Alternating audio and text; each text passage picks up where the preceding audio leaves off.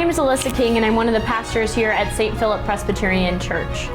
The passage that I'm preaching on this week is John 20, verses 19 through 31. We read here in this text about the disciples learning of Jesus' resurrection. Now, most times when we read this text, we focus on Thomas's doubting.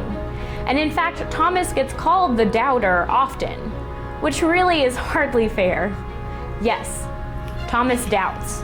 But actually, here in the passage in John, we have a pattern: hearing the good news, doubting, being reassured by Christ and the Holy Spirit, and then spreading the good news to others.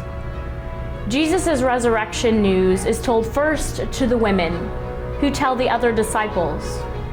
Now, the other disciples, they lock themselves in a room, and they are filled with fear. Jesus appears and reassures them in John, breathes the Spirit on them, and then they tell Thomas. Thomas doesn't believe them, and Thomas then gets to touch Jesus' wounds. Now then we get this part in the text that explains the purpose of the book of John. The last two verses state, "Now Jesus did many other signs in the presence of the disciples, which are not written in this book. But these are written that you may come to believe that Jesus is the Messiah, the Son of God, that through believing you may have life in his name." What I'm focusing on this week is that purpose.